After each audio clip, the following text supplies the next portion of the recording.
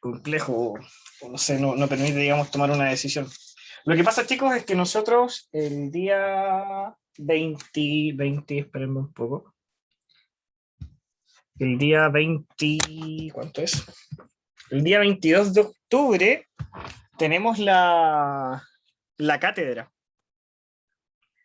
Entonces, lo que quería proponerles, considerando, digamos, que los resultados no estuvieron muy buenos en el primer control, era que la próxima semana, vale decir la semana anterior a la prueba, que realizáramos el segundo control, ¿ya?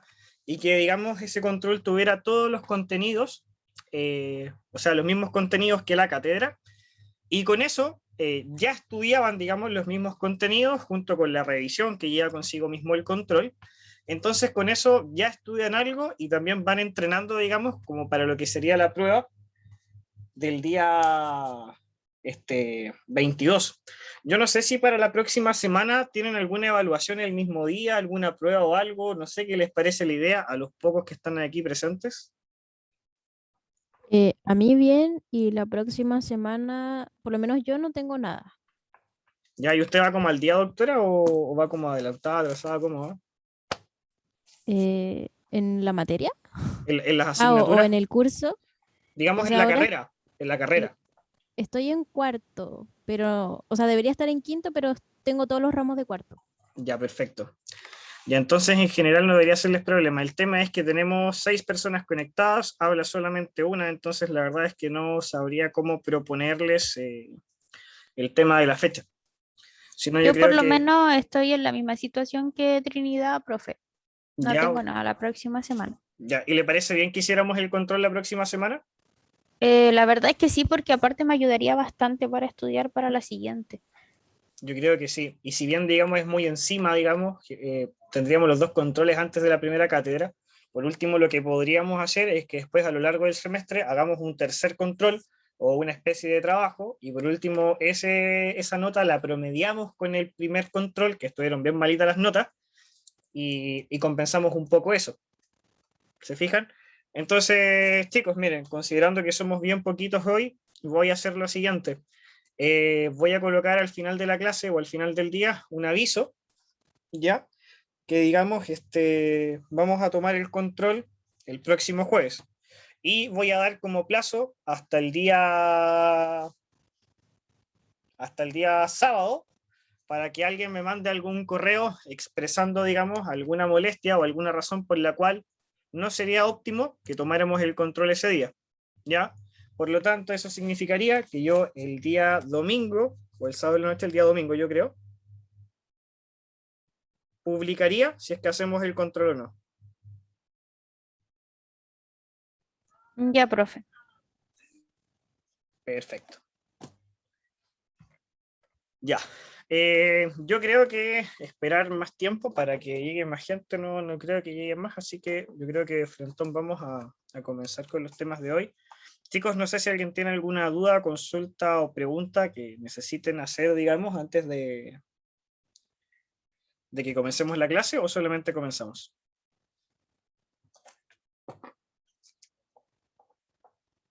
Yo no, profe.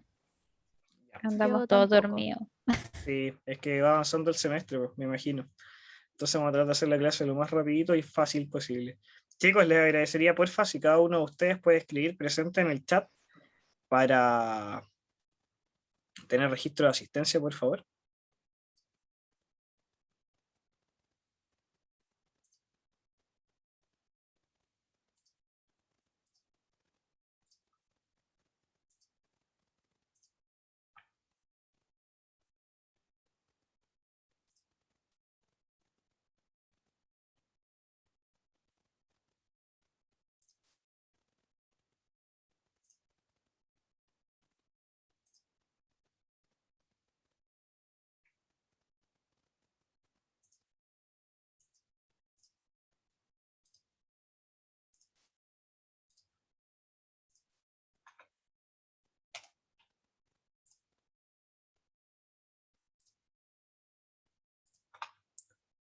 Ya chicos, ¿todos ven la presentación, el audio, todo bien?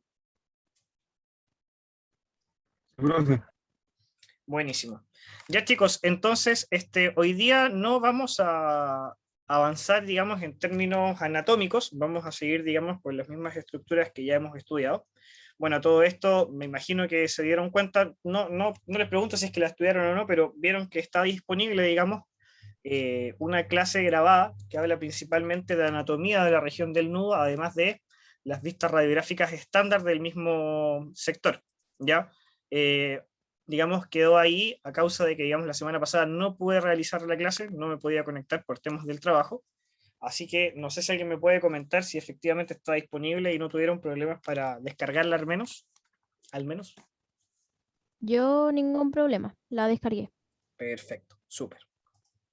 Entonces, chicos, hoy día vamos a estudiar otros hallazgos radiográficos que podríamos encontrar, ¿ya? Y principalmente vamos a hablar de un grupo de enfermedades que son las enfermedades ortopédicas del desarrollo, ¿ya? Entonces, chicos, por ahí nosotros en algún momento ya estudiamos, digamos, el hueso como un órgano propiamente tal, hablamos de huesos cortos y largos, hablamos, ¿cierto?, que los huesos largos presentan, ¿cierto?, una cavidad medular, ya que por lo cual entonces en los huesos largos nosotros a nivel radiográfico podemos, digamos, en la diáfisis encontrar una zona de menor radiopacidad o radiolucia que corresponde entonces al efecto de esta cavidad medular. Hablamos por ahí, ¿cierto?, del cartílago articular. Bien sabemos, ¿cierto?, que este cartílago articular no es visible a nivel radiográfico, sin embargo, nosotros podemos interpretar su presencia en cuanto a nosotros vemos, ¿cierto?, el espacio que queda entre los huesos subcondrales adyacentes de dos o más huesos que estén articulando entre sí, ¿ya? Lo cual por ahí comentamos que en muchas ocasiones también algunos colegas se refieren a ello como el espacio articular. En el estricto rigor no existe un espacio en la articulación, no existe un espacio entre los huesos que articulan, ¿ya? Sin embargo, vamos a ver que en muchas ocasiones se denomina así, y en el estricto rigor, ese espacio radiolúcido que se ve corresponde entonces al cartílago articular, que es un cartílago de tipo hialino, ¿cierto? Como ya hemos comentado en alguna ocasión.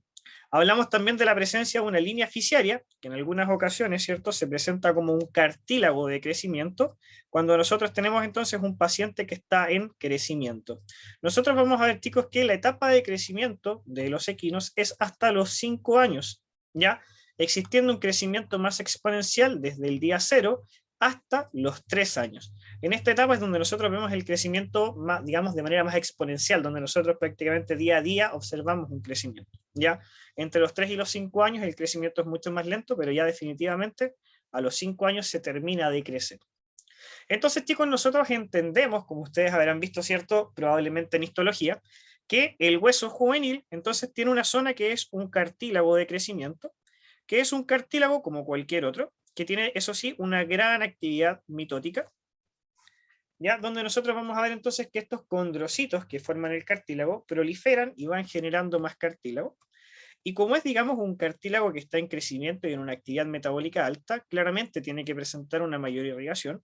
Y en este cartílago de crecimiento nosotros vamos a poder encontrar algunos canales vasculares, ¿ya?, que se denominan canales cartilaginosos, ¿ya?, que van a ser pequeños canales entonces que nosotros vamos a ver que mejoran y facilitan la irrigación de este cartílago de crecimiento, ¿ya? Y este cartílago de crecimiento, a medida que va proliferando, nosotros vamos viendo ciertos depósitos de cristales de hidroxiapatita para que se vayan calcificando, ¿ya? Eso es algo que, ¿cierto?, es como materia básica de histología que tienen que haber visto al menos en alguna clase, ¿ya? Y eso aplica para cualquier hueso de cualquier especie, ¿ya? Así que, digamos, no hay mucho que ver. ¿Ya? Entonces, cuando nosotros tomemos radiografías de pacientes jóvenes, nosotros vamos a en ocasiones ver zonas radiolúcidas, líneas radiolúcidas, que claramente, chicos, nosotros no podemos interpretar o inferir que sean de origen patológico, sino que va a ser normal de encontrar en caballos que tengan edades menores a 5 años, ¿ya? Estas evaluaciones de cartílagos de crecimiento es súper importante, sobre todo cuando tenemos eventos traumáticos, ya que por ahí, digamos, eventos infecciosos o traumáticos pueden alterar el crecimiento de un hueso.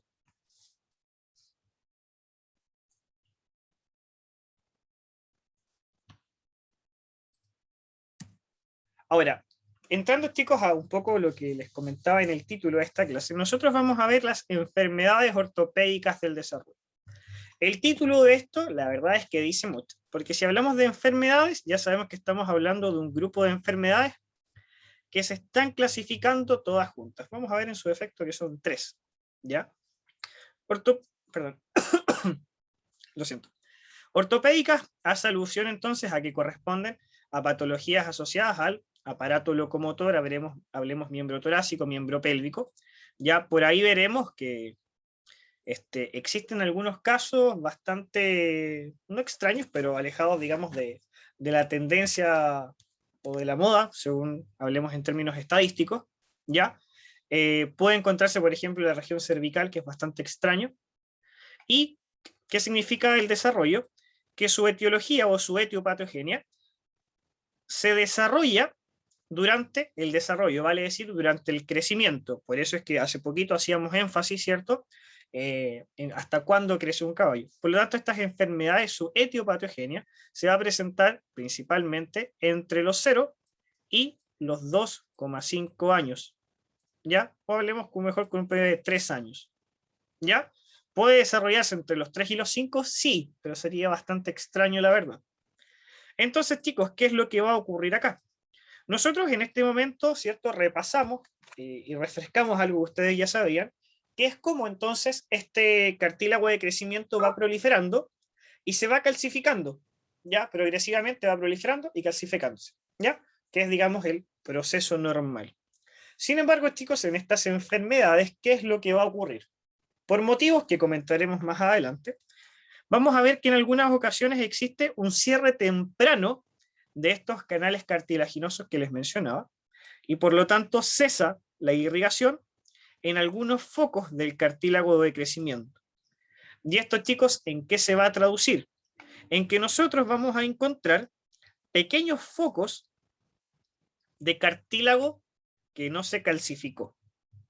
Por lo tanto, nosotros podríamos encontrar esa zona de cartílago en el cual nunca se depositaron cristales de hidroxiapatita a causa de la oclusión temprana de los canales cartilaginosos, y por lo tanto nunca se transformó, digamos, en una estructura ósea, sino que permaneció como un cartílago. Entonces, chicos, para que empiecen a entender un poco, digamos, y a pensar un poco, a desarrollar una lógica simple, si yo tuviera acá, justo donde está el círculo rojo, una zona de cartílago, donde en su lugar debería haber hueso, en términos radiográficos, ¿cómo esperarían que esto se debería ver?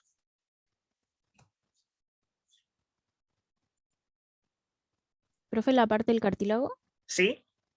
radiolúcido. Radiolúcido. Entonces, doctora, si te das cuenta, independiente de cuál de estas 3 enfermedades ortopédicas del desarrollo, que aún no decimos ni sus nombres, independiente de cuál sea, ya sabemos que estas alteraciones se van a presentar a nivel radiográfico con fenómenos de radiolucidez. Por una lógica muy simple, porque sabemos que básicamente corresponden a zonas de cartílago que no se calcificaron. Entonces van a ser zonas radiolúcidas a nivel radiográfico. Es así de simple. Entonces, si no veo zonas de radiolúcidas, no puedo pensar en una enfermedad ortopédica del desarrollo. ¿Vale? Entonces, chicos, al final acá hay un concepto bastante simple que utilizan por ahí los gringuitos, que es o sea, se refieren a que estas patologías son una retención de cartílago. En realidad no se retiene un cartílago que no se calcifica, ¿ya? Pero la verdad es que siento que es bastante simple como para recordarlo, una retención de cartílago, ¿ya? Vale decir, vuelvo a repetir, ¿ya? Es una zona de cartílago de crecimiento que nunca se calcificó. Y vamos a ver, chicos, que la presentación de estas patologías con alta frecuencia es de presentación bilateral. Ahora, volviendo a pensar un poco, pensemos en la parte práctica, en el terreno, en la clínica.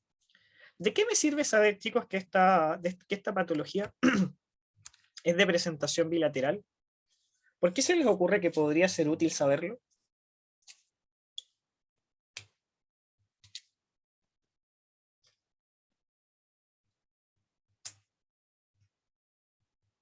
Podrá ser para descartar otras patologías que presentan eh, los mismos síntomas. No sé, es que no sé qué síntomas tiene las enfermedades ortopédicas. Ya lo veremos, pero no va por ahí, doctora. Doctora, te lo presento de la siguiente manera. Imagínate que estáis trabajando, estáis evaluando un miembro torácico izquierdo y encuentras una de estas enfermedades. y tú sabes que estas enfermedades generalmente son de presentación bilateral, ¿qué sería lo que a ti se te debería ocurrir en ese mismo momento que la encontraste?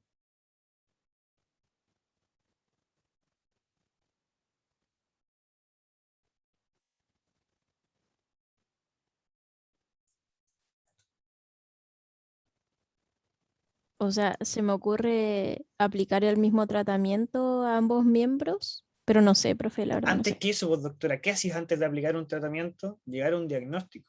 Entonces, doctora, si tú sabes que esto es de presentación bilateral con alta frecuencia, si tú estás revisando el miembro torácico izquierdo, porque te llamaron por ese, y ves que hay una enfermedad ortopédica del desarrollo, tú inmediatamente en la misma articulación, pero en el otro miembro, o sea, miembro torácico derecho, repites el mismo examen radiográfico, pues, doctora. Por ejemplo, si encontraste una enfermedad ortopédica del desarrollo en un nudo izquierdo, tú inmediatamente le sacas radiografías al nudo derecho, porque la estadística te dice que con alta frecuencia es bilateral, entonces es muy probable que también se presente en el miembro torácico derecho, doctor. Por eso es que es importante que con altas frecuencias de presentación bilateral, porque entonces nosotros inmediatamente tenemos que revisar el miembro contralateral. Y ojo, que también podríamos ser un poco más rigurosos, porque también hay otra cosa que tenemos que considerar, que existen ciertas articulaciones que presentan con mayor incidencia esta patología. O sea, estadísticamente se encuentran estas enfermedades ortopédicas del desarrollo en la articulación del nudo, articulación tarsocrural, vale decir, entre la tibia y el calcáneo, y en la babilla, específicamente articulación femorotibial.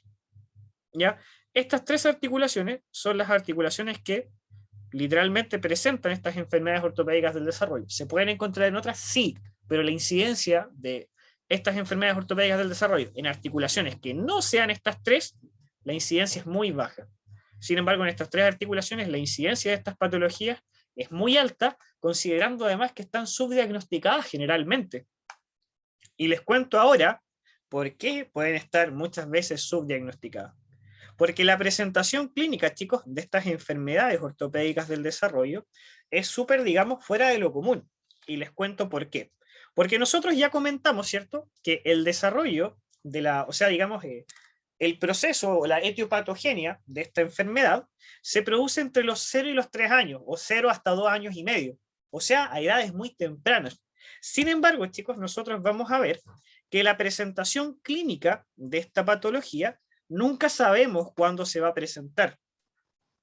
Puede presentarse a los 5 años, a los 6 años, o a los 10, o no sabemos.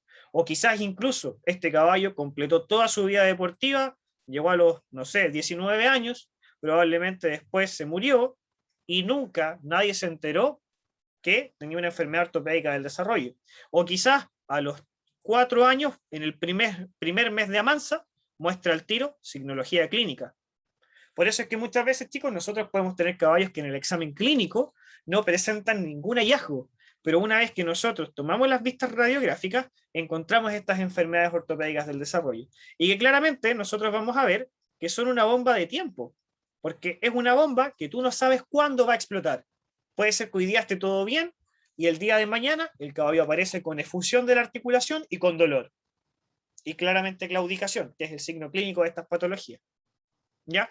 Pero insisto, sabemos cuándo se desarrollan, sabemos cómo encontrarlas, pero nunca sabemos cuándo van a generar signología clínica.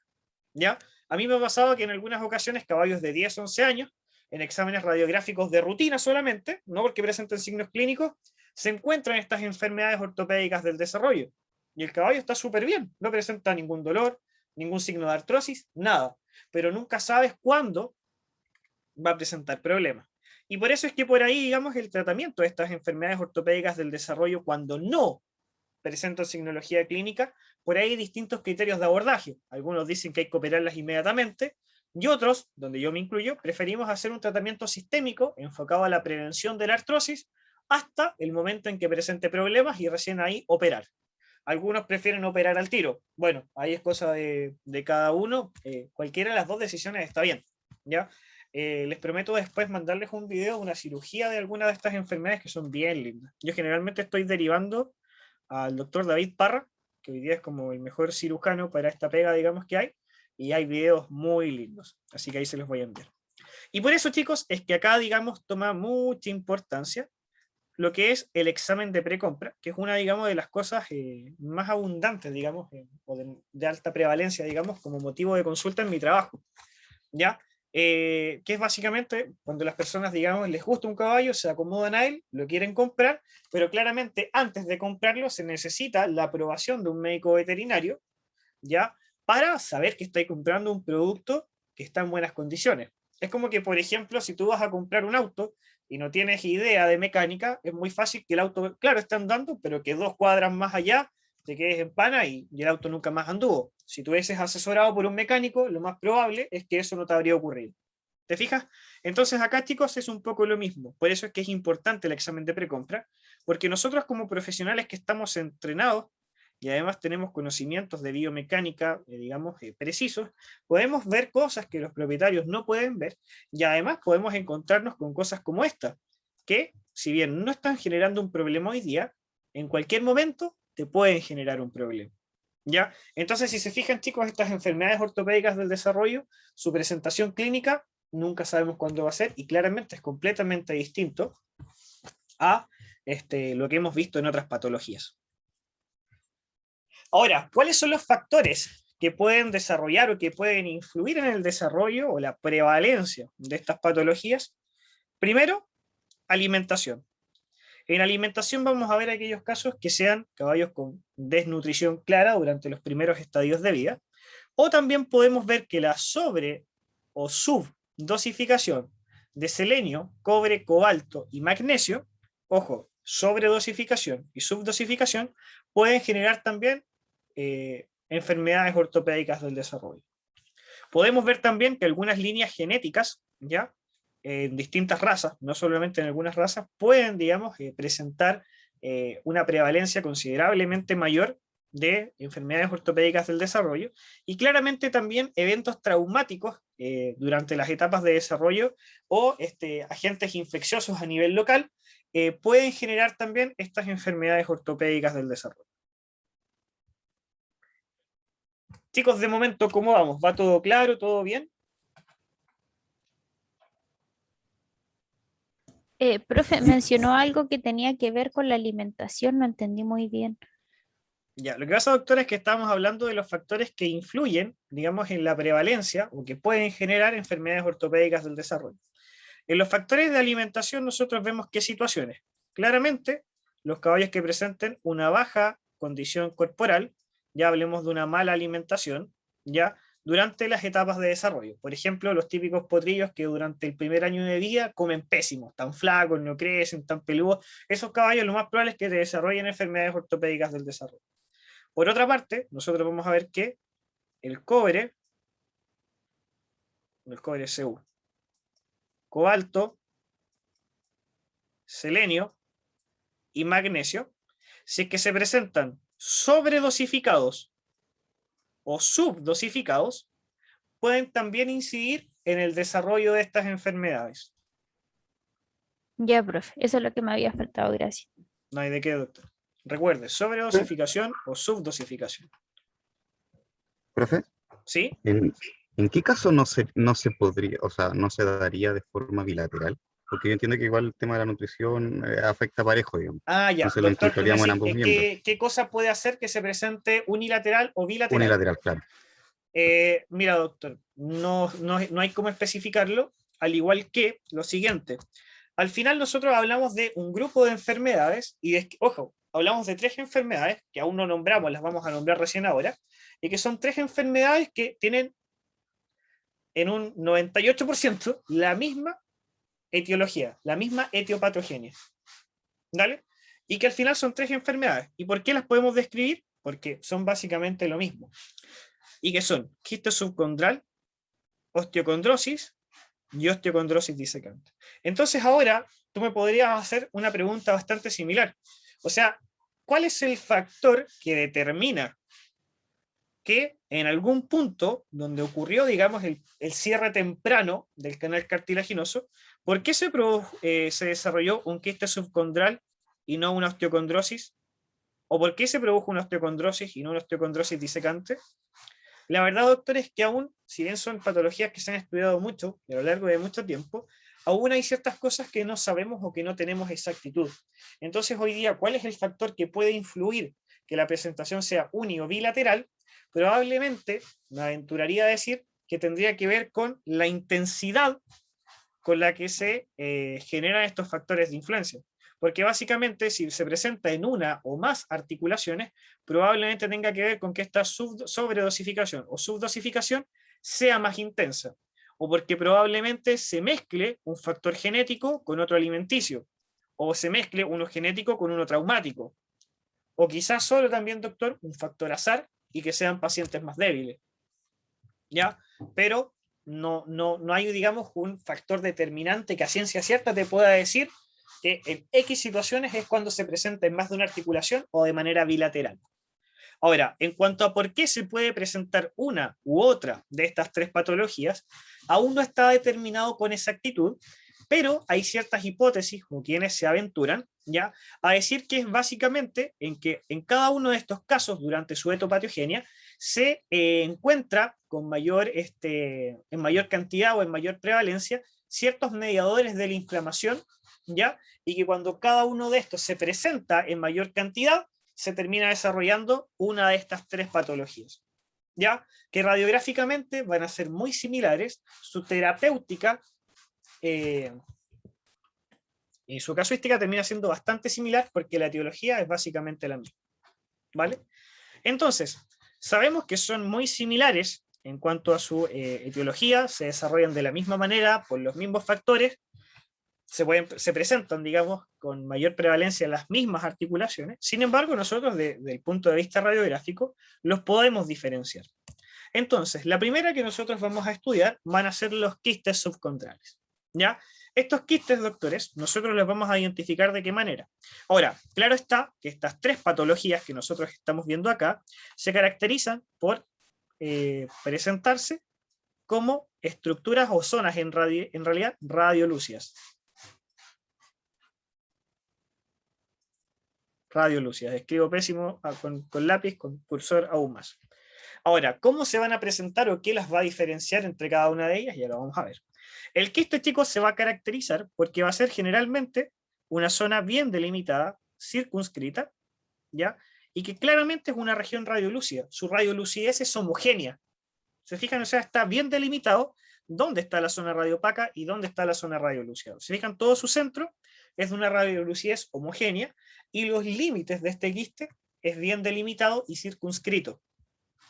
Ahora, si nosotros miramos, antes de seguir, el quiste subcondral, chicos, se puede presentar de dos maneras.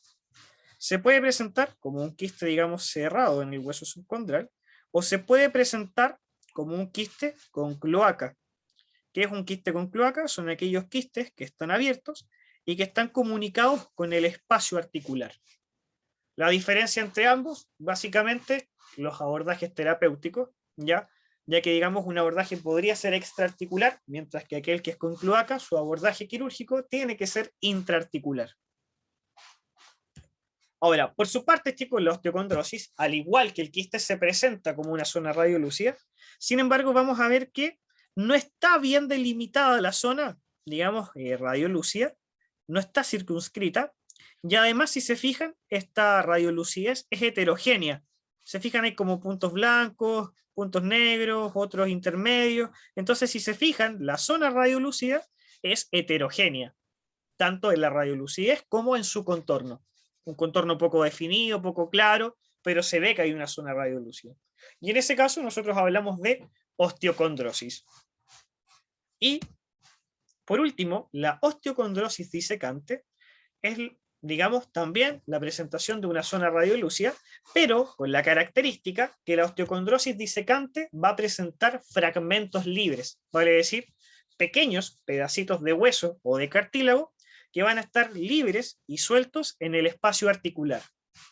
Por lo cual, por ahí una de las cosas que vamos a estudiar en la segunda mitad de la clase, es que digamos un pequeño desafío que nosotros vamos a tener, siempre que nosotros por ahí veamos, por ejemplo, un fragmento libre, cómo poder determinar que ese fragmento sea originado o corresponda a una enfermedad ortopédica del desarrollo, o ¿cómo podemos determinar que ese fragmento proviene a partir de una fractura? Porque si nosotros vemos un fragmento libre dentro de una articulación, digamos, por lógica, por algo simple, lo primero que nos imaginaríamos es que es una fractura. Entonces, nosotros tenemos que analizar, por un lado, clínicamente, o a nivel, digamos, radiográfico, poder determinar o al menos discutir si es que estamos viendo un fragmento asociado a una OCD o asociado a una fractura. Ya discutiremos en su momento cómo lo podemos diferenciar. Chicos, coméntenme, ¿qué les pareció el contenido de enfermedades ortopédicas del desarrollo? ¿Claro? ¿Confuso? ¿Alguien tiene alguna duda? ¿Necesitan escuchar algo de lo que hemos hablado de nuevo? Yo, profe, tengo una duda de lo que dijo del abordaje terapéutico de los quistes. No me quedó ¿Ya? claro cuál era el abordaje del quiste cerrado. Ya, lo que pasa, doctora, es que, por ejemplo, nosotros podríamos llegar a presentar un quiste subcondral que esté bastante lejos de la superficie articular. Por lo tanto, en esa situación, nosotros, o sea, bueno, yo no, el cirujano, puede meter un perno que atraviese el hueso hasta que llegue al quiste, para provocar un proceso inflamatorio local y hacer que este cartílago se calcifique. Sin embargo, si nosotros tenemos que es el de mayor frecuencia, un quiste subcondral que está, digamos, cercano a la superficie articular o presenta cloaca, el abordaje quirúrgico de este mismo debe ser vía artroscopía, y tenemos que entrar a través de la cápsula articular y hacer un curetaje entonces de este cartílago, ya para, digamos, estimular el fenómeno de osificación ahí a nivel local.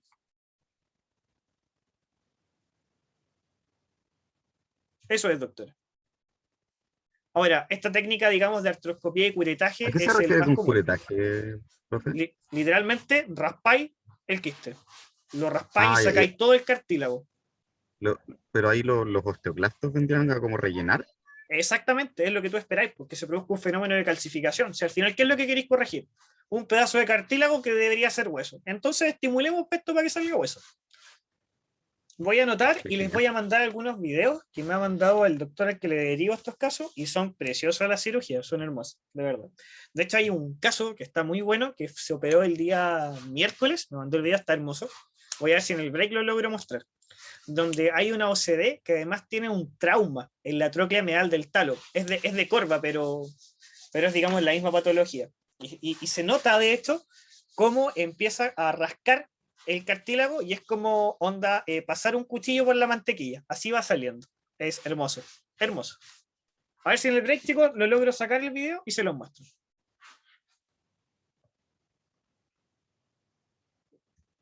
Por ahí igual hay otras opciones terapéuticas que son un poquito, digamos, más conservadoras, o que de repente buscan ahorrarse la cirugía, que en algunas ocasiones prueban meter corticoides intraarticulares o dentro de la cloaca para estimular, digamos, a través de un efecto tóxico, los fenómenos de calcificación en esta zona, pero la verdad es que los casos exitosos son un número bastante bajo. Y la verdad es que hoy día las cirugías de artroscopía son mucho más accesibles que antes. O sea, por ejemplo, hoy día una cirugía de artroscopía de la tróclea medial del talo, fue la cirugía que se hizo el miércoles, tuvo un valor de aproximadamente 750.000 pesos, que eso incluía cirujano, anestesia, gastos de pabellón y todo. O sea, si lo pensáis, es una cirugía muy barata, muy barata.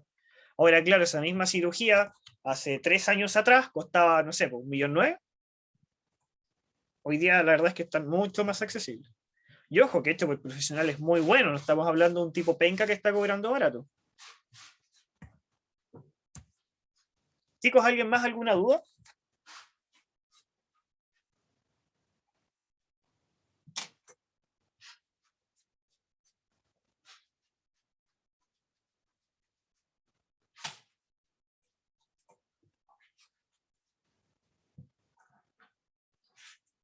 ¿Todo clarito, chicos? Recuerden que esto entraría en el posible control de la próxima semana y después en la cátedra.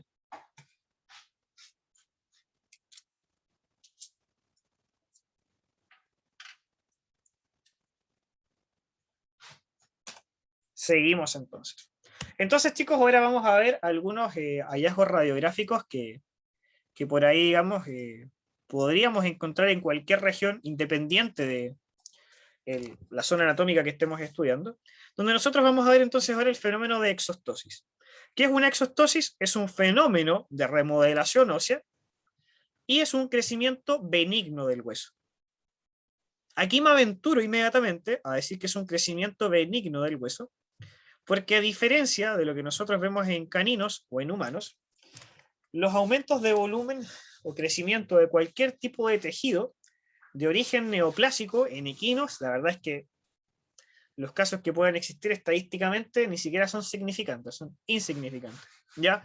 A diferencia, por ejemplo, de humanos y caninos, que si nosotros encontráramos una imagen como la que tenemos acá en la derecha, uno de los principales prediagnósticos sería una neoplasia. En equinos es completamente lo contrario, o sea, sería la última, literalmente, la última opción en nuestra lista de prediagnósticos. ¿Ya? Por eso inmediatamente me aventuro a decir crecimiento benigno del hueso.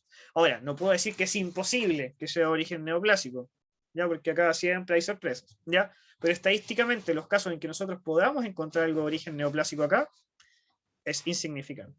Entonces, chicos, un fenómeno de remodelación ósea que es un crecimiento benigno del hueso, ¿ya? ¿Por qué se pueden generar estas exostosis? Por ejemplo, presencia de cuerpos extraños, la típica herida en la que se entierra una astilla y nadie se da cuenta, y esta cuestión supura, colocas un antibiótico, supura igual, no responde al antiinflamatorio, la cuestión sigue supurando, porque hay una reacción local a un cuerpo extraño. Y mientras no se retire el cuerpo extraño, no vas a poder, digamos, quitar la reacción. Por ejemplo, también en algunas ocasiones podemos tener fracturas donde se desprende un fragmento y este fragmento de hueso genera una reacción de cuerpo extraño. ¿Y qué es lo mismo que el cuerpo extraño? Mientras no lo retiremos, no vamos a cortar esa reacción.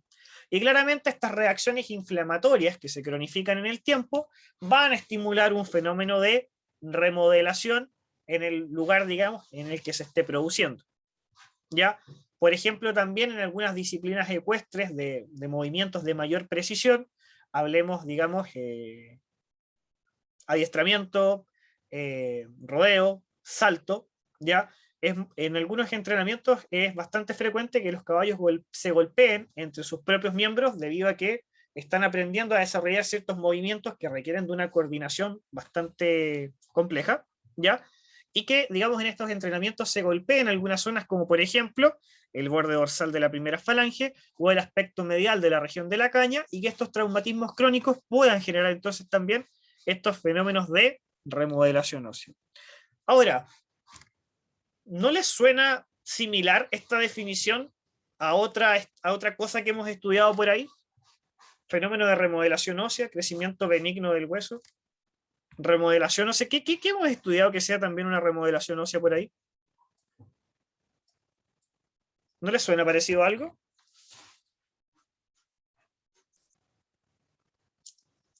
¿O es primera vez que hablamos de un fenómeno de remodelación ósea?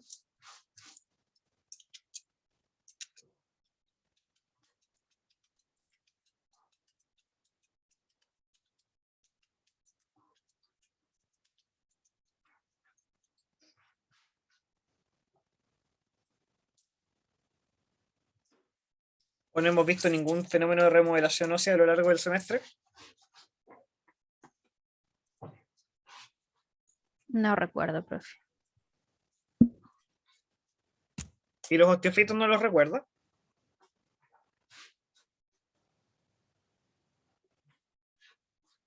¿O si los recuerda los osteofitos, doctora? Sí, sí. No me acordaba que eran de remodelación ósea.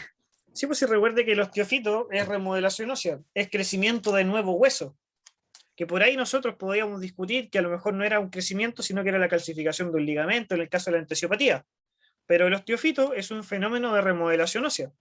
Ahora, la pregunta del millón al respecto. Entonces, ¿cómo diferencio entre una exostosis y un osteofito? ¿Tienen la misma repercusión en el paciente? ¿Se tratan de la misma manera? ¿Son lo mismo? ¿No son lo mismo? ¿Qué creen ustedes?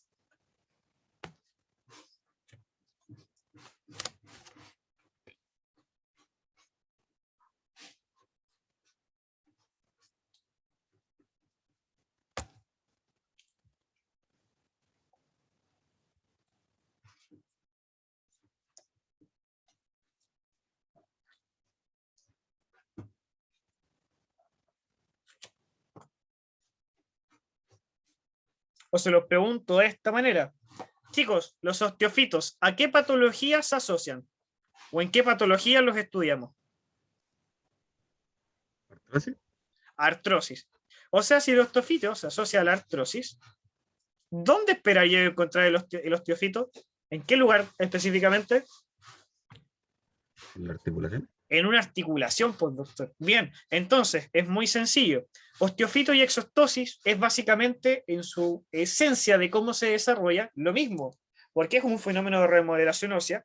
Las células que producen esta remodelación ósea son las mismas. Sin embargo, los orígenes o los agentes causales son distintos, porque el osteofito es un fenómeno de remodelación ósea de ubicación periarticular, que está en el borde de una articulación, y que es causa de un proceso degenerativo de la misma articulación. Ya sea el factor que sea, es por un fenómeno degenerativo dentro de la articulación. Sin embargo, la exostosis es un fenómeno de remodelación ósea que no tiene ninguna relación con una articulación. Puede ser de origen infeccioso, de origen traumático, etcétera. Sin embargo, no tiene relación con ninguna enfermedad degenerativa. Vale decir, en este caso, artrosis. Por lo tanto, en temas de la ubicación, el osteofito siempre va a ser de ubicación periarticular, la periferia de la articulación, ¿cierto? Los bordes de la articulación. Sin embargo, por el contrario, las exostosis van a ser de ubicación extraarticular, como es, por ejemplo, este caso. Esa es la diferencia, chicos. ¿Queda claro? ¿O alguien queda con la duda?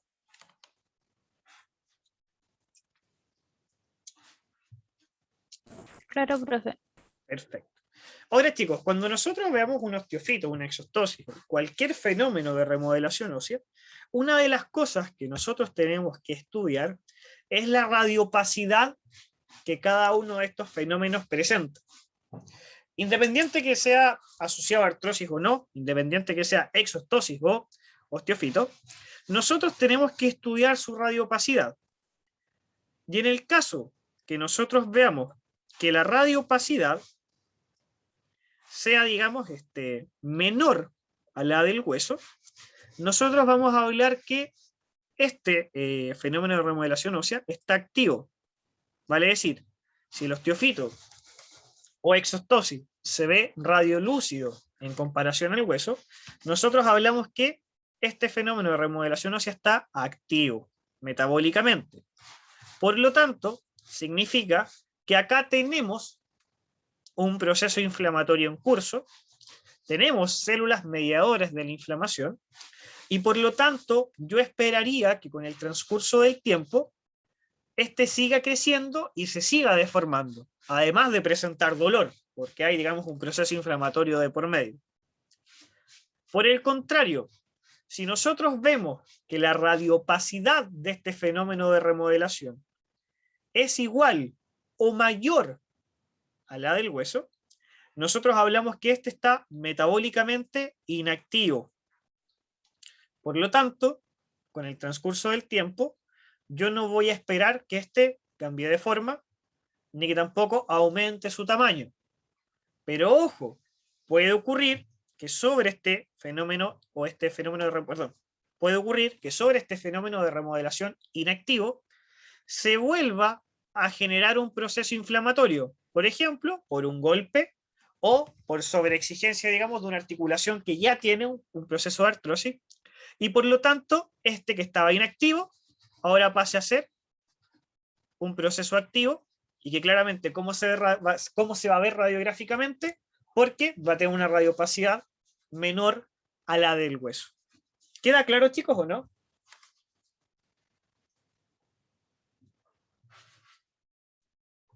¿Alguien queda con alguna duda?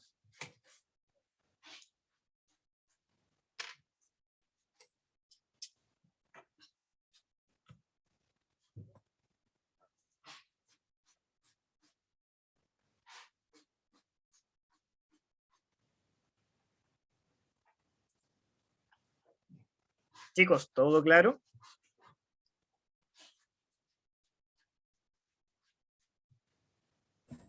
A mí me quedó claro, profe. Perfecto. Seguimos entonces. Ahora, un hallazgo que es de prevalencia súper baja, pero que nunca está de más conocer, yo en lo personal nunca me he topado con uno propio, es ver fenómenos de enostosis. La enostosis van a ser focos donde nosotros vamos a ver un aumento de la radiopacidad dentro del canal medular, vale decir, en esta zona radiolúcida que nosotros vemos en los huesos largos, encontramos focos de calcificación, focos de aumento de la radiopacidad. Estas enostosis son hallazgos radiográficos comunes en aquellos pacientes que presentan hiperparatiroidismo. Caballos con hiperparatiroidismo, al menos yo por mi parte, aún no me he topado alguno. Me encantaría verlo, ¿ya? Pero la literatura describe que en los caballos que presentan hiperparatiroidismo podemos encontrar entonces enostosis. Ahora, por otro lado, chicos, el uso de medios de contraste, en algunos casos particulares se transforma en una herramienta muy útil, al mezclar los medios de contraste claramente con imagenología, donde nosotros podemos estudiar la integridad de algunas cavidades, cavidades sinoviales principalmente, hablemos de articulaciones, sus recesos, o por qué no, vainas tendíneas, como lo que estamos viendo que se estudia acá, ¿ya? Cuando necesitamos un análisis más acotado de algunas estructuras. Y por su parte también se hace bastante útil cuando queremos estudiar o analizar la irrigación de un sector. Lo que presenta, digamos, mayor prevalencia o mayor utilidad, digamos, en lo que es la parte vascular, son las arteriografías o venografías que se realizan en la parte más distal del miembro, o sea, digamos, en la parte más distal del dígito en realidad, donde nosotros entonces colocamos un medio de contraste en las venas digitales palmares, o sea, perdón, en las venas digitales, porque son, digamos, ya las estructuras que tenemos acá, venas digitales, y entonces nosotros podemos estudiar la vascularización completa del casco y de la tercera falange. ¿En qué patologías nosotros esperaríamos encontrar alteraciones en la vascularización de esta zona? Claramente, cuando nosotros vemos pacientes con laminitis. Digo, es pésimo, no sé para qué lo hago.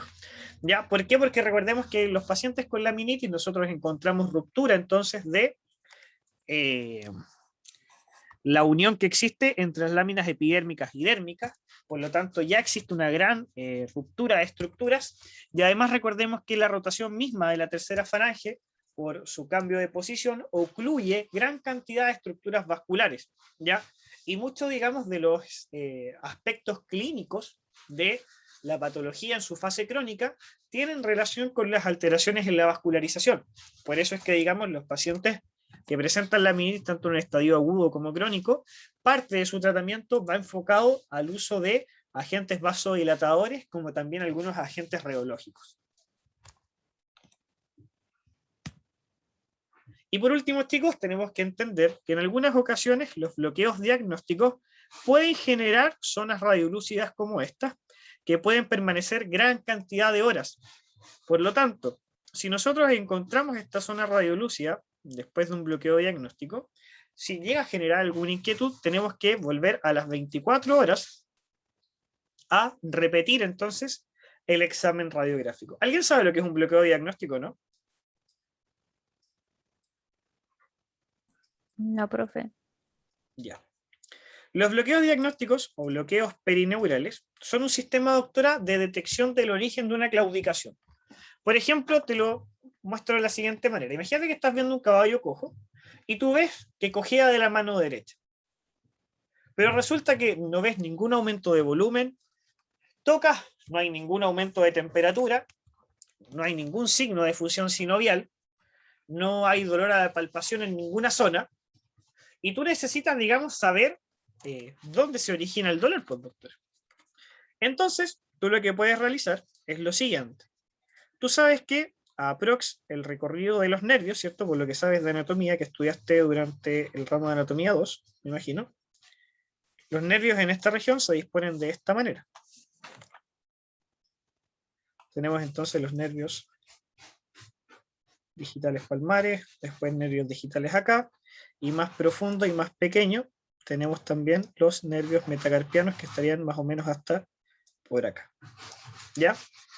Entonces, ¿qué es lo que tú puedes hacer? Desde distal a proximal, tú puedes ir colocando lidocaína, bupivacaína o cualquier otro derivado de la cocaína de manera subcutánea en el punto donde tú anatómicamente sabes que se ubican estos nervios. Y por ejemplo, nosotros podríamos hacer un bloqueo que por la altura se denomina abaxial de sesamoides, donde yo de manera subcutánea, por la cara abaxial de los sesamoides, donde logro palpar el paquete vasculonervioso, aplico 2 ml de, por ejemplo, lidocaína en este punto, y espero 5 minutos. Si pasado ese tiempo la claudicación desaparece o disminuye, asumo que el bloqueo es positivo.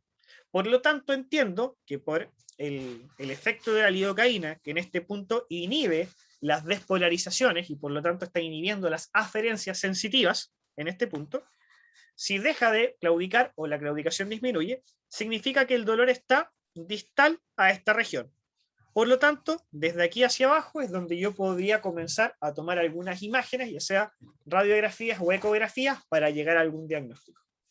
¿Cuál es el tema? Que tenemos que recordar entonces que la lidocaína puede entonces, o bupivacaína, puede llegar a generar zonas radiolúcidas como las que estamos viendo en esta imagen.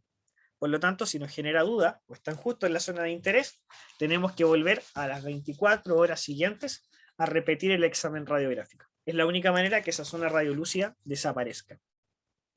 ¿Se entendió, doctora, lo que era un bloqueo diagnóstico, no? Sí, profe, súper bien. Gracias. Perfecto. En cuanto a las fracturas por abulsión, chicos, nosotros ya las hemos comentado con anterioridad, ¿cierto? Sabemos que se producen justo en el punto de origen o inserción de un tejido blando y que generalmente se generan por estrés, digamos, de estas regiones, y sabemos que su pronóstico y su terapéutica es muy compleja, porque siempre, ¿cierto?, las estructuras que se están insertando van a traccionar constantemente los fragmentos fracturados, por lo cual, digamos, las opciones terapéuticas y el pronóstico siempre va a ser más complejo, ¿cierto? Eso ya lo discutimos en alguna oportunidad bastante en detalle. Chicos, ¿dudas, consultas o preguntas de lo que llevamos hasta ahora? ¿Cómo van?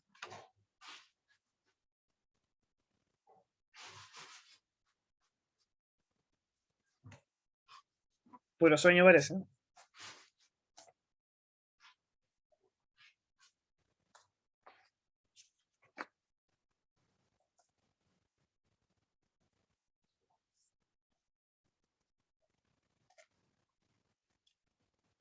Bueno, chicos, yo creo que es buen momento para que nos tomemos un break. ¿Qué les parece?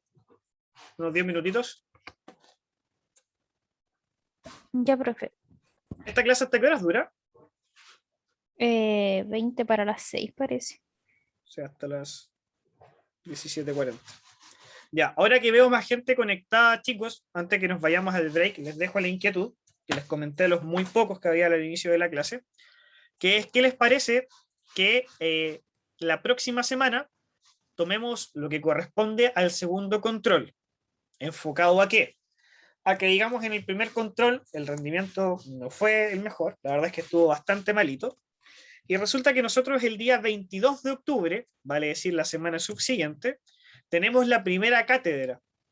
Entonces creo que sería bastante bueno que tuviéramos el control la próxima semana para que, uno, desde ya empiecen a estudiar, vean, digamos, cómo son las posibles preguntas que se pueden hacer, y además, digamos, va a existir estudio por parte de ustedes y después una corrección del control. Entonces sería, digamos, un buen approach y una buena instancia de estudio para que se preparen para la primera cátedra. Quiero saber qué les parece, si les acomoda o no la fecha, evalúenlo durante el break y me hacen por favor sus comentarios al regreso. ¿Ya? Así que chicos, unos 10 minutitos y volvemos. Javiera, sería en el mismo horario de clases al igual que el primero. Nos conectamos, hacen el control y después del control hacemos la revisión. O sea, básicamente no avanza. Además sería la otra ventaja.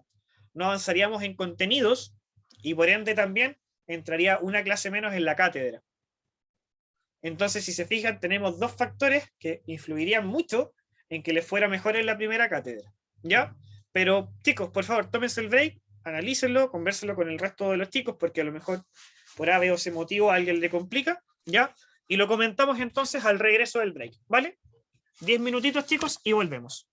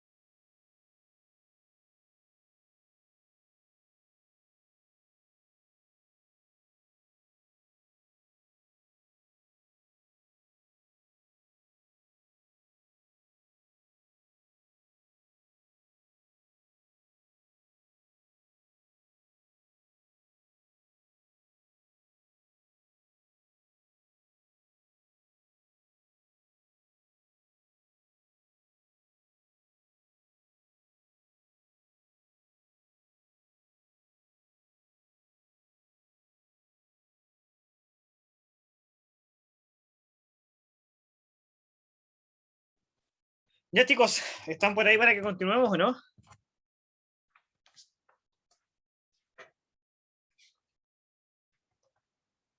Ya.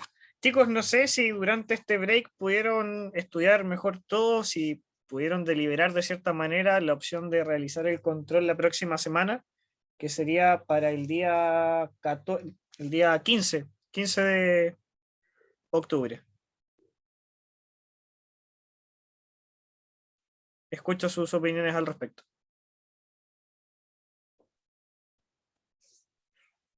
Yo creo que está bien, profe. ¿Ya? Sí, yo creo que igual. Está entre mejor. Ya, perfecto. Así nos ayuda para repasar para.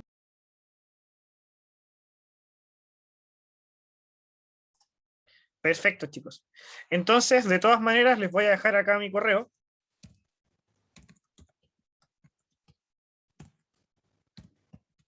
Que ya se lo he quedado en algunas ocasiones. Para dejar, digamos, igual un lapso, pensando que puede haber gente que no esté conectada, de aquí hasta el día sábado en la noche, para que presenten quizás alguna idea de por qué no se puede hacer, algún problema. Y en caso de que se determine por algún motivo que no se va a hacer, yo igual les aviso a más tardar el día domingo. ¿Ya? Así que si de aquí al domingo no tienen alguna novedad, digamos, de que no se va a desarrollar el control, den por hecho que se va a realizar. Espérenme 30 segundos, chicos, por favor.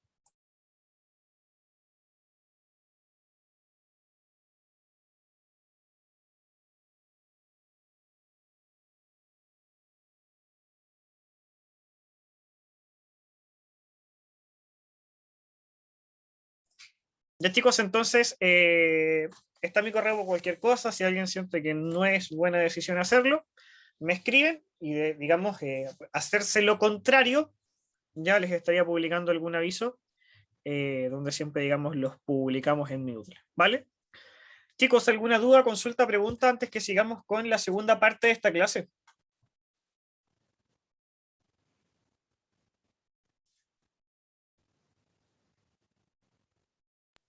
Por mi parte, no, profe. Por ahora, Ya. vamos bien.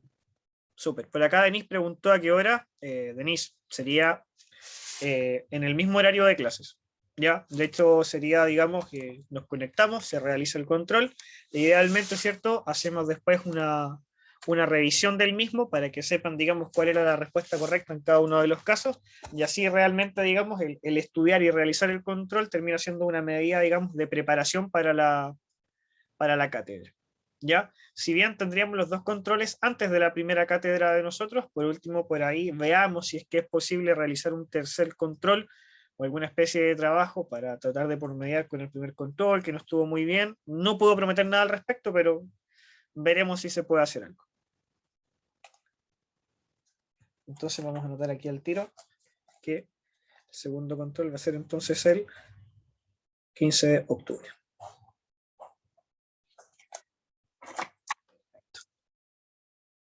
Vamos entonces ahora con esto.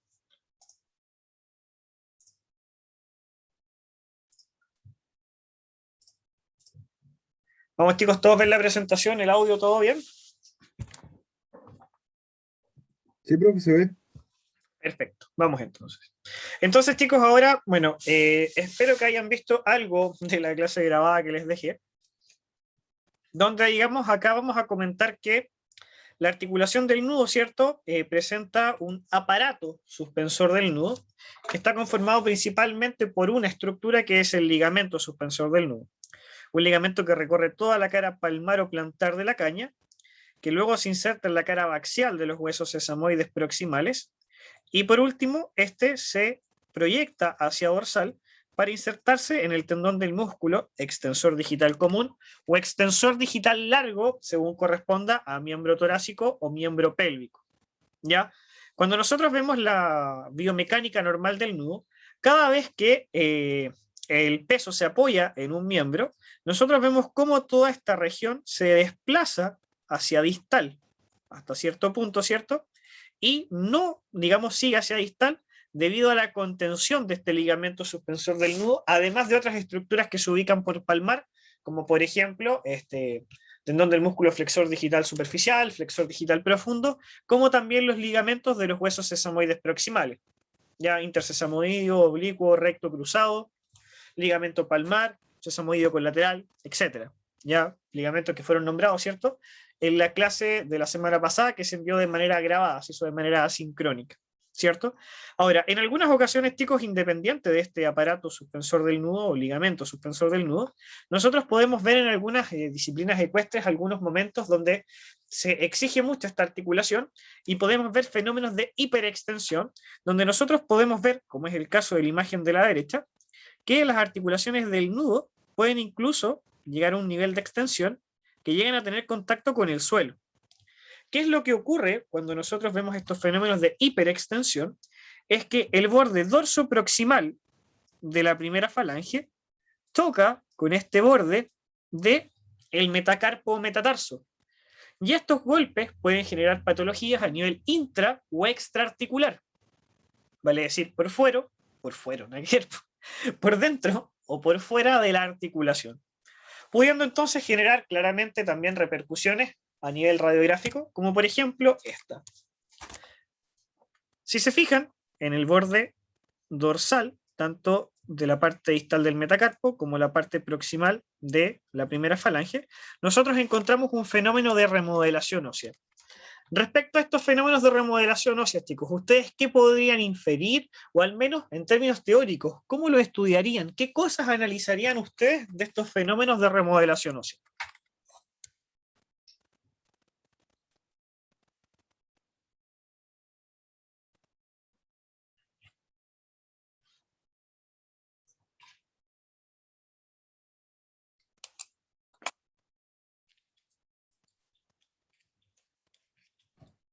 ¿Qué son los osteofitos, profe? ¿Me equivoco? ¿Dónde están próximos a una articulación? Claro, la verdad es que sí, yo también me aventuraría a decir que son intraarticulares, doctora. Ahora por la ubicación podría discutirse y decir que no, pero estoy de acuerdo, ¿ya? Pero al menos, digamos, entiendes que un punto a discutir es que sean intra o extraarticulares, vale decir que podrían ser osteofitos o exostosis. Así que, digamos, un buen acercamiento. Bien, doctora, bien. Ahora, ¿nos quedamos solo con eso o hay otro aspecto de este fenómeno de remodelación ósea que deberíamos estudiar o pensar o analizar? ¿Solo eso o algo más? Según lo que hablamos en la primera mitad de la clase. Que nos podría llevar una artrosis, quizá. Claro, si que fuesen intraarticulares ya, pero de fenómenos de remodelación ósea en general. ¿Qué estudiamos? ¿Qué nos preocupamos? ¿Qué analizamos de ellos? ¿Solo su ubicación y con eso basta? O sea, ¿basta con decir es intra o extraarticular y con eso es suficiente? ¿O hay algo más que nos genere cierto interés? La radiolucidez que tiene. La radiolucidez o radiopacidad, perfecto. ¿Y qué podemos inferir respecto de ello?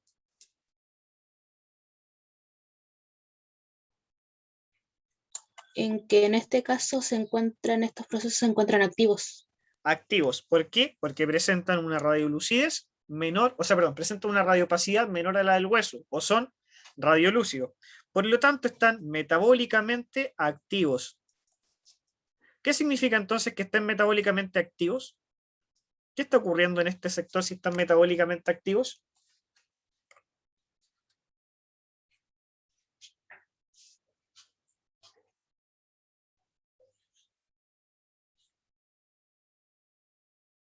¿Alguien se acuerda?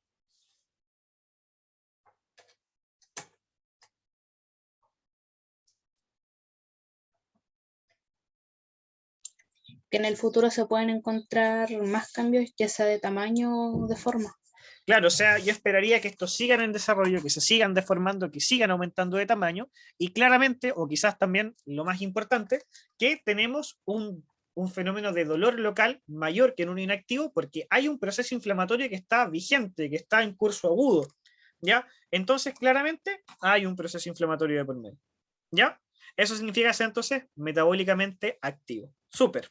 Ahora, en algunos casos, el resultado de este fenómeno de hiperextensión, donde nosotros vemos entonces acá cómo chocó en algún momento el borde dorso proximal de la primera falange con el borde dorso distal del metacarpo, ¿cierto? Pero en algunas ocasiones vamos a encontrar solo inflamaciones, solo fenómenos de remodelación ósea, o si, digamos, el caso fue más severo, podemos incluso encontrar hallazgos como este. ¿Qué opinan de este hallazgo radiográfico? ¿Qué ocurrió acá?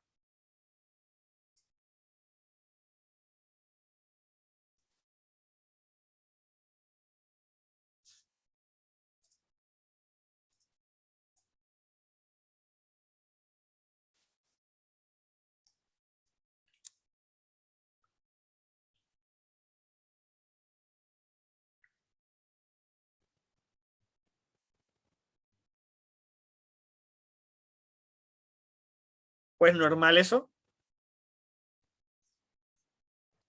¿Pudo haberse astillado algo, profe?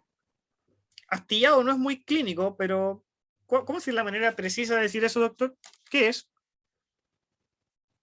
El que haya una, comillas, astilla. ¿Qué ocurrió ahí? Que hay un cuerpo extraño. ¿Cuerpo extraño? O sea, algo desde afuera entró en la articulación. ¿Onda, eso es una astilla de un hueso, de un palo? No, no, sería como un sobrecrecimiento. fragmento? de una astilla así. Un fragmento. ¿Y por qué son los fragmentos, doctora? Pensando en que se golpearon o chocaron dos extremos de dos huesos.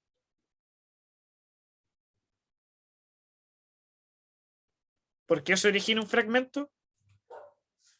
¿Por una fractura, un Por, traumatismo? por una fractura, pues doctora, muy bien. Entonces nosotros con estos fenómenos de hiperextensión podemos encontrar desde procesos inflamatorios que no se presentan con signos radiográficos, fenómenos de remodelación ósea, que pueden ser intra o extraarticulares, y también podemos encontrar fracturas, pues chicos, fracturas, porque las fracturas dejan fragmentos libres, ¿ya?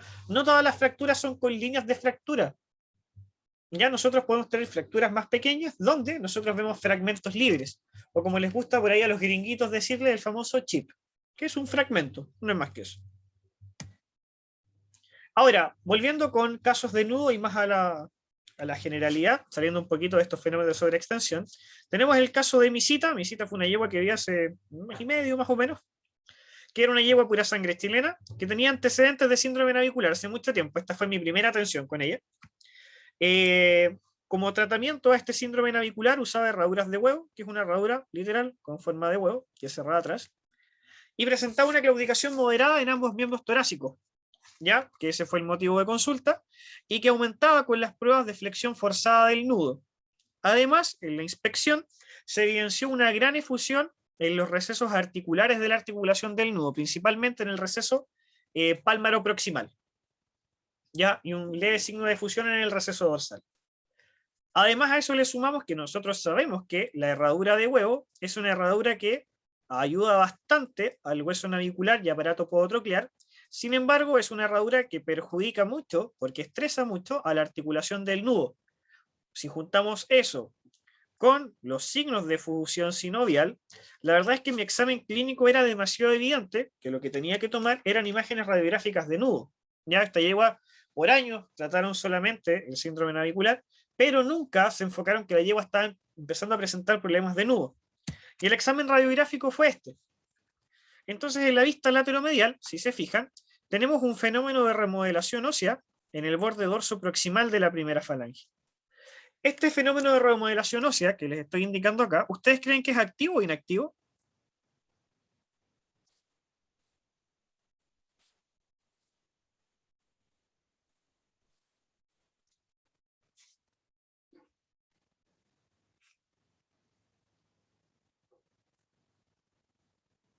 Ya, pues chiquillos, lo comentamos recién.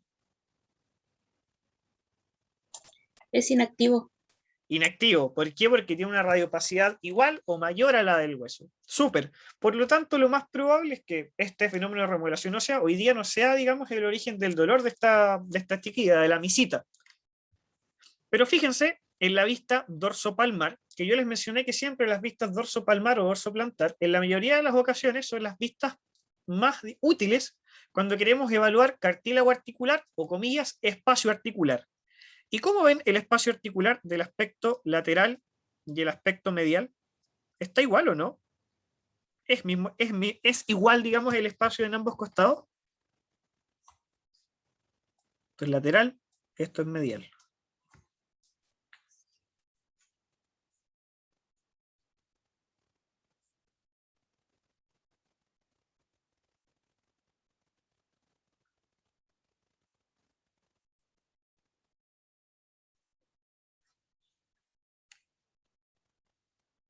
Ya, pues chicos, es una apreciación solamente, pues lo ven igual o distinto.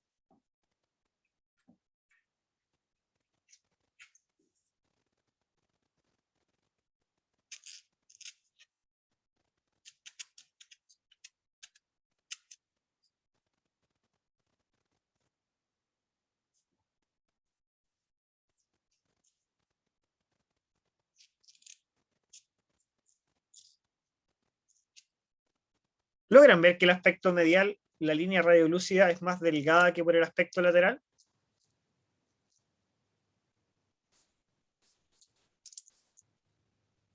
Sí, profe. Entonces, ¿qué hallazgo radiográfico tenemos acá? ¿Qué fenómeno tenemos?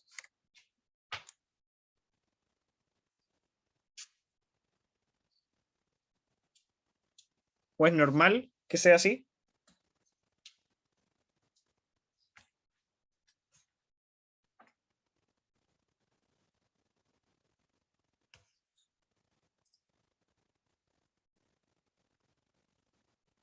¿Qué significa que esta línea radiolúcida se vea más angosta en un lado que en el otro? ¿Qué se perdió o qué aumentó o qué está dañado?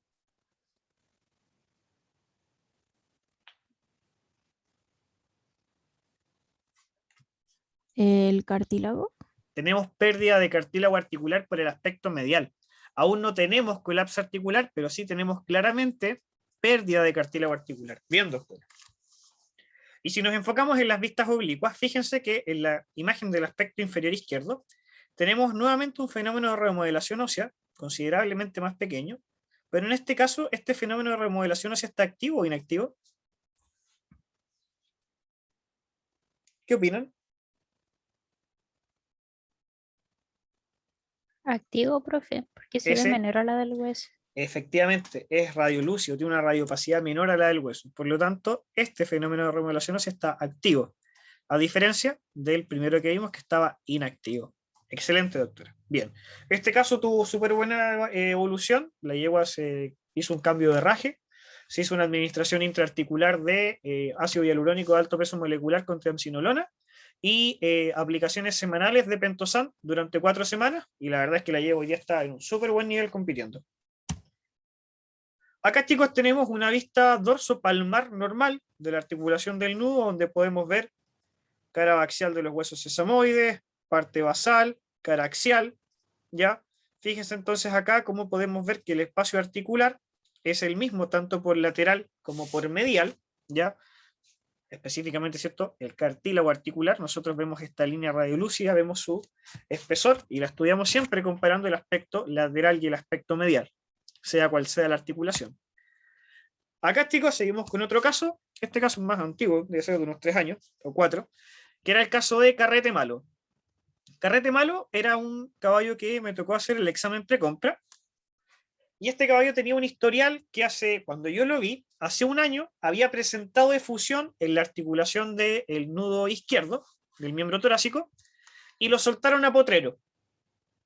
¿Ya? No tuvo ningún chequeo médico, sino que lo único que hizo el propietario fue soltarlo a potrero un año, y después de ese año, donde el caballo estuvo sin diagnóstico y sin tratamiento todo potrero, un cliente lo quiso comprar y por lo tanto me toca hacer el examen de precompra. En el examen clínico vi que tenía pérdida del rango de movimiento. El nudo, clínicamente, si tú levantas la mano o el miembro pélvico, tú puedes mover la articulación del nudo y te das cuenta que es una articulación con un rango de movimiento súper amplio. En el caso de él estaba bastante reducido y cuando flectaba de manera pasiva la articulación, el caballo presentaba signos de dolor en el nudo anterior izquierdo. Por lo tanto, digamos, nuevamente un examen clínico que con poquito que indagáramos ya nos enfocaba que teníamos que abordar esa región y por lo tanto tomamos un examen radiológico de este nudo. Entonces, chicos, acá al costado derecho tenemos una vista radiográfica normal y a la izquierda tenemos la imagen de Carrete Malo. ¿Hay algún hallazgo radiográfico, chicos, que ustedes me podrían indicar acá? Ya sea nombrándolo o dibujando sobre la pantalla. Un fragmento. ¿En qué parte, doctora? Por dorsal, efectivamente ahí donde dibujó Trinidad. Entonces, si se fijan, tenemos un fragmento ya que podríamos asociarlo a una fractura, ¿cierto? Claramente, con solo una vista no podemos determinar que sea el único hallazgo, ni tampoco podemos determinar a qué parte en específico de la articulación se originó, digamos, esta fractura o este fragmento. Entonces ahora seguimos con la vista dorsopalmar. La imagen de la derecha nuevamente es una imagen normal y la imagen de la izquierda es la imagen obtenida de carrete malo, miembro anterior izquierdo. ¿Algún o algunos hallazgos que les llame la atención? Un osteofito. De hecho son dos. Ese y ese, ¿cierto? Sí, profe.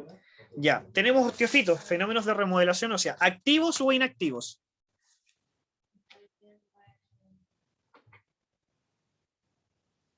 ¿Qué creen? Activos, profe. Igual creo que activos. Excelente. Bien, doctor. Ahora, ¿hay algo más además de esos fenómenos de remodelación ósea o osteofitos que se ven ahí? Recuerden, ¿qué es lo que estudiamos o para qué nos es muy útil la vista dorsopalmar o dorsoplantar? Hay disminución del espacio articular. Excelente, doctora, excelente. Si se fijan, hay una disminución del espacio articular bastante notoria. Yo creo que estamos al borde del colapso articular, a diferencia de acá que tenemos un espacio articular normal. Entonces, si se fijan, en la vista anterior tenemos un indicio de fractura, mientras que acá tenemos signos claramente de artrosis. Entonces nosotros podemos empezar a elucubrar qué idea, que probablemente hace un año, bueno, pensando en la fecha misma que se tomaron las imágenes, el caballo sufrió una fractura a nivel del nudo. Como el caballo no tuvo ninguna especie de tratamiento y solo se dejó a potrero, lo lógico es que a causa de esta fractura se empezó a desarrollar una artrosis, que claramente se caracteriza por pérdida del espacio articular y fenómenos de remodelación ósea perimarginales que son osteofitos. Dos hallazgos clásicos, ¿cierto?, que se describen en los pacientes con artrosis. Y luego, en las vistas oblicuas, podemos ver cómo uno de los cóndilos, la verdad, está completamente erosionado y deformado, pudiendo nosotros asumir que en este punto es donde primariamente se desarrolló todo el problema y donde deberíamos haber encontrado entonces la fractura o de dónde se origina entonces este fragmento. Bien, chicos. Luego, chicos, acá un caso que no tiene relación con carrete malo. Acá tenemos una imagen normal a la derecha y tenemos nuestro caso clínico a la izquierda. ¿Algún o algunos hallazgos que les llame la atención en esta imagen?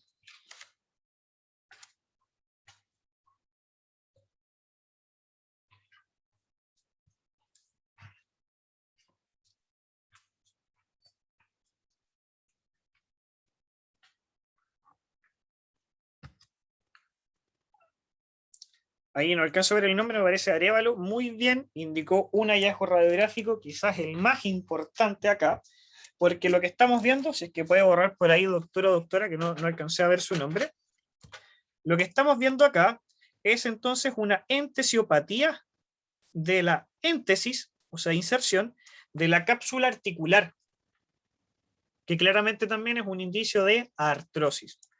Ahora, esto también, digamos, la entesiopatía también es un fenómeno de remodelación ósea, porque se está calcificando una estructura.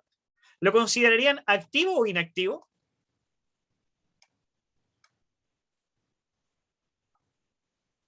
Yo diría que está más inactivo que activo, profe. Yo igual creo que es inactivo. Ya, de hecho, no presentaba signología clínica. Ya, así que digamos, en estos casos, claramente el encontrar este hallazgo radiográfico nos indica que tenemos que cuidar más esta articulación, ¿ya? Pero claramente es una articulación que si no presenta signos clínicos está en condiciones de competir ok, ¿cierto? Pero claramente con ciertos resguardos enfocados a la prevención, o sea, este caballo tiene un herraje, digamos, especial para problemáticas de nudo, tiene igual un tratamiento con Soledrón y Pentosan, Soledrón 2 veces en el año y Pentosan 3 veces en el año, ¿ya? Pero claramente enfocado a la prevención, nada más. Y si se fijan también, tenemos un cambio en la forma, pues la radiodensidad está conservada, en el aspecto dorsal de la primera falange. Si se fijan acá, también hubo una reacción, un sobrecrecimiento óseo, que tiene una radiopacidad normal, que está bien delimitado y circunscrito en el aspecto dorsal de la primera falange. Ya claramente extraarticular y que se podría clasificar entonces como una exostosis inactiva. Esta imagen, ¿cierto? Ya la estudiamos. Acá más ejemplos de exostosis, ¿cierto? Tenemos acá una exostosis de metacarpo, completamente extraarticular, muy marcada. Acá podemos tener factores traumáticos, podemos tener factores infecciosos, de repente una laceración, una herida, ¿cierto? Un accidente que dejó un cuerpo extraño que se demoraron en remover, etc. Importancia de nunca tomar solo una vista, algo que hemos comentado en clases, por ahí discutimos en la revisión de nuestro primer control, que nosotros necesitamos complementar las vistas porque es la única manera de tener más detalles de los hallazgos y saber además específicamente a qué estructura se asocia, digamos, estos hallazgos. Acá, chicos, a la derecha tenemos una imagen normal y a la izquierda un caso clínico. ¿Algún hallazgo que me puedan mostrar o algo que les llame la atención?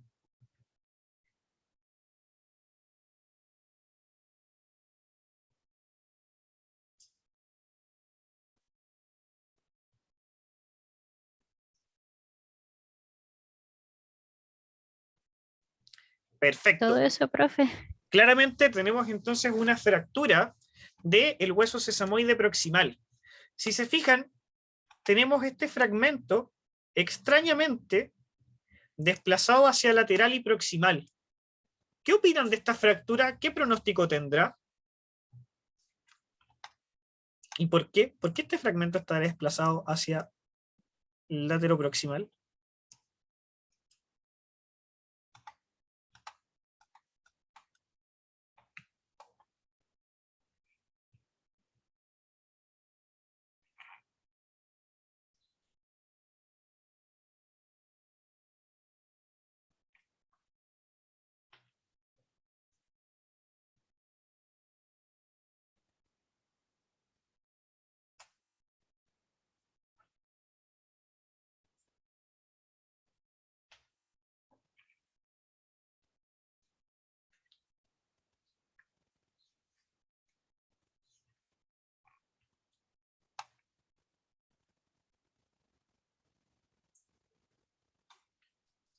¿Qué se les viene a la cabeza, chicos?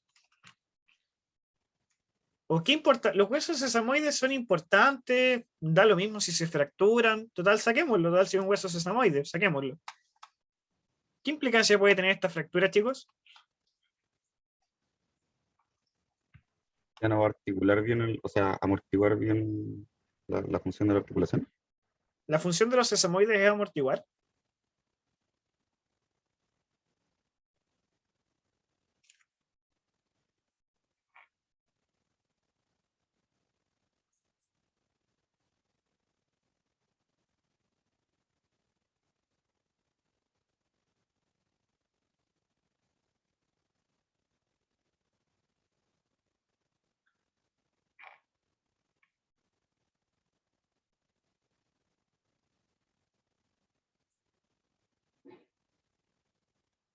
O se los pregunto de otra manera, ¿qué estructura se inserta? Son muchas, pero una estructura importante que hayamos nombrado en esta clase que se inserte en los huesos sesamoides proximales. Los tendones, profe. ¿Qué tendones?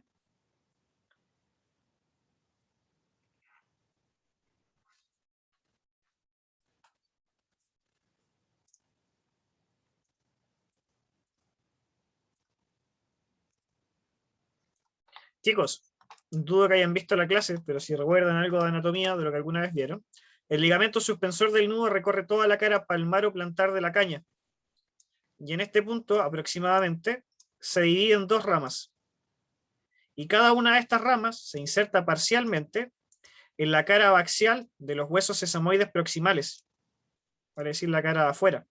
¿Por qué parcialmente? Porque después migra hacia dorsal y se inserta en el tendón del músculo extensor digital común o extensor digital largo en el caso que corresponda al miembro pélvico. Entonces, este fragmento que nosotros tenemos acá constantemente va a estar siendo traccionado hacia próximo lateral, porque es justo aquí donde nosotros encontramos la inserción parcial del ligamento suspensor del nudo. Por lo cual acá, uno, es muy probable que esto haya sido una fractura por avulsión, y aunque haya sido o no, el pronóstico de esta fractura es muy complejo, porque ¿cómo volvemos a posicionar este fragmento a su posición normal?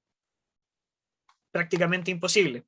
Y además es un fragmento muy pequeño como para pensar en una órtesis. Entonces, por lo tanto, este tipo de fracturas son muy complejas. Por lo tanto, cuando nosotros tenemos fracturas en la zona basal, apical o cara axial de los huesos sesamoides proximales, la verdad es que las fracturas podrían llegar a tener buen pronóstico y una terapéutica más fácil. Sin embargo, cuando estas comprometen la cara abaxial de los huesos sesamoides proximales, inmediatamente, chicos, el caso se complica un montón. ¿Queda claro, chicos, o no?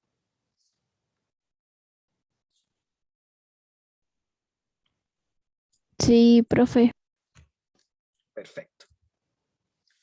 Ahora, chicos, volviendo un poco a lo que alguna vez comentamos al principio de la clase, con las enfermedades ortopédicas del desarrollo.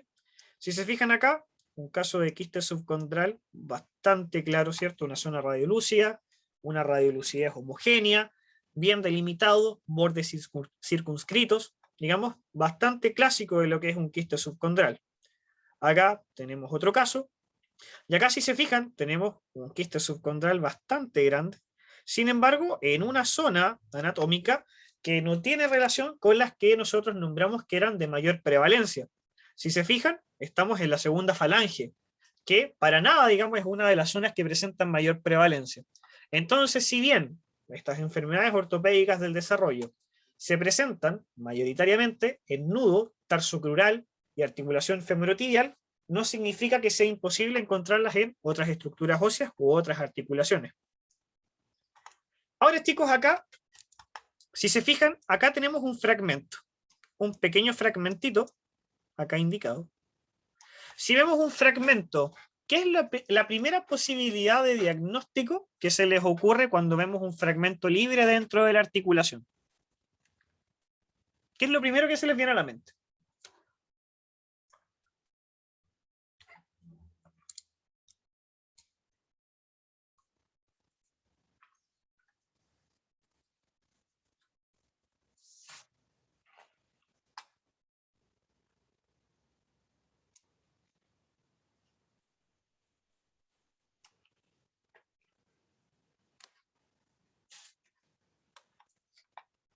Ya, pues, chicos, recién comentamos un caso parecido. Si vemos un fragmento, Juana sale.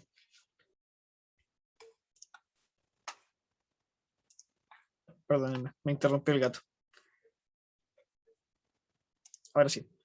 Chicos, si vemos entonces un fragmento, ¿qué es lo primero que se nos viene a la cabeza?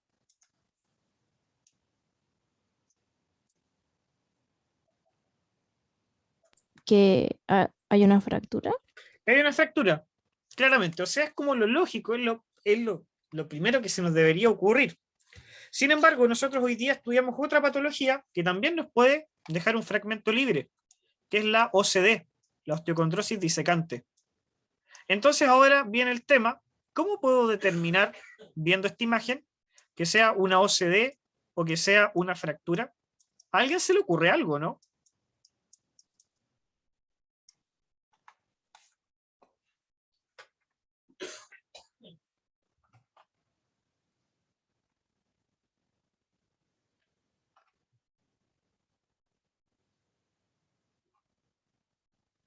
Viendo si en el otro miembro también hay un fragmento. ¿Ya? Y si no hay, significa que no es OCD.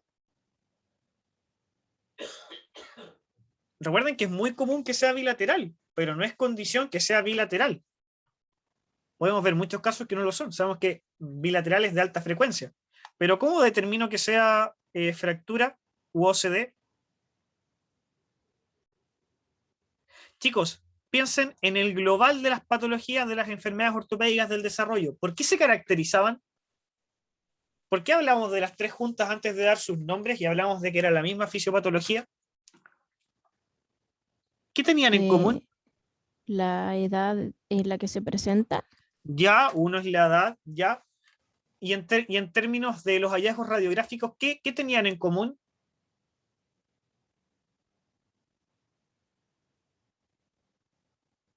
¿Qué tenían en común el quiste, la osteocondrosis y la osteocondrosis disecante?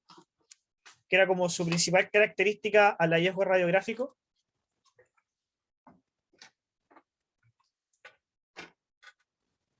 Porque la OCD es como la única particular que tiene un fragmento libre, pero las tres patologías, ¿por qué se caracterizaban? ¿Cómo se caracteriza el quiste desde el punto de vista radiográfico?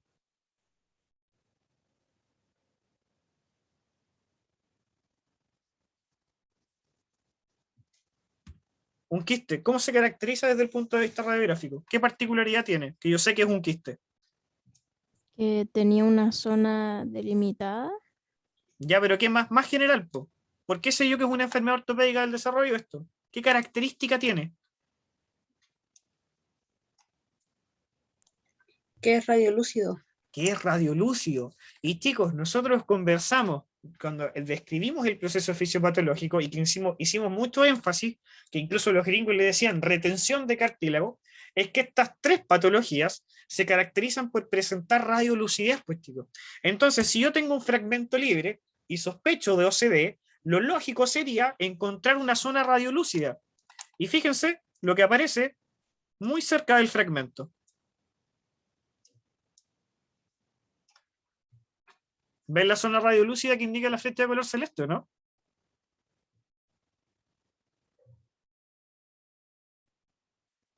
Sí, profe. Entonces, si estoy viendo un fragmento de una zona radiolúcida, claramente mi sospecha debería ir enfocada a una OCD. Porque cuando yo tengo una fractura, el hueso nunca va a disminuir su radiopacidad.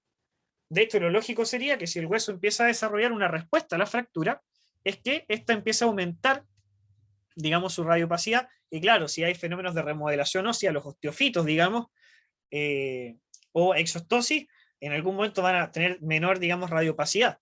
Pero cuando se sale, digamos, o se desplaza un fragmento desde su origen, no tenemos por qué encontrar una zona radiolúcida, pues, chicos.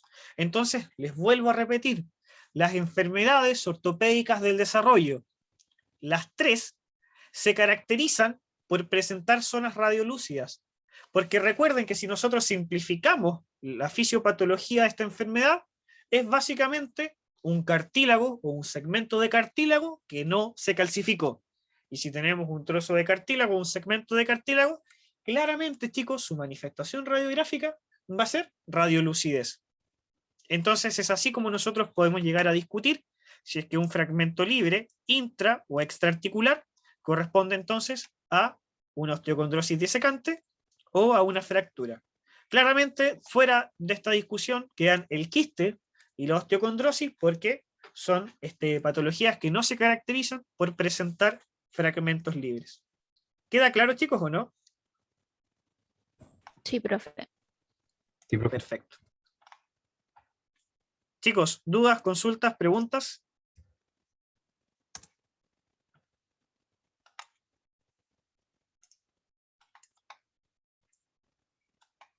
De la clase, de las anteriores, de la vida, de todo.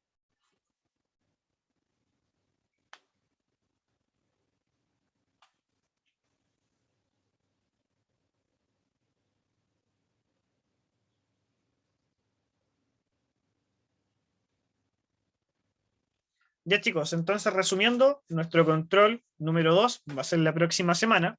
En este control va a entrar desde la primera clase hasta la última diapositiva que vimos hoy. Ya voy a dar plazo hasta el sábado para que me envíen correos con, digamos, acotaciones u opiniones de por qué, digamos, no se podría realizar el control esta semana que viene. Si llego a tener alguna limitante para hacer el control, en el caso de que no se vaya a realizar, se los hago saber a la brevedad, digamos, a más tardar el día domingo, ¿ya? Mediante, digamos, avisos de curso en mi Moodle, ¿vale? Me faltaría subirles solamente esta clase grabada. Creo que el resto de material de clases grabadas y PPTs están todos subidos en la plataforma. De todas maneras, si se dan cuenta que falta alguno, por favor me avisan, así que no deberían tener ningún problema, chicos, para estudiar, ¿ya? Yo espero entre hoy en la noche, a más tardar mañana en la tarde, estar subiendo esta clase grabada para que quede disponible para que la graben, ¿vale? Así que, chicos, Profe, sí, dígame. Disculpe que lo moleste, que ando con el internet un poquito malo. No, tranquilo, Se dígame. supone que con fractura se nota más radiopaco, porque se supone que está como sanando el lugar de la fractura. Sí, o radiopacidad normal. O sea, por ejemplo, si tú hoy día te fracturas, digamos, un hueso y se desplaza un fragmento, la radiopacidad no va a disminuir, po. La radiopacidad Ya, se pero mantiene. por el quiste se veía más radiolúcido. ¿Y qué otro más? ¿Qué otro tipo de...?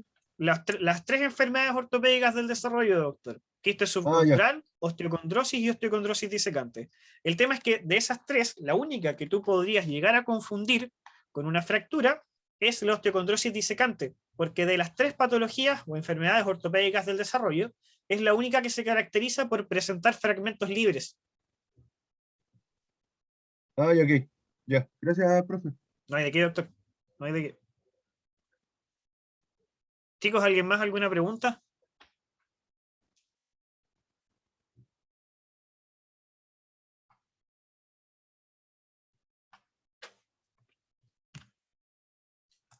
Bueno, chicos, entonces un abrazo para todos, que tengan muy buen fin de semana y nos vemos entonces el próximo viernes para realizar nuestro segundo control. Cuídense, que estén bien. Chau, chau. Vale, profe. Gracias, que esté profe. bien. Hasta luego. Chao, profe.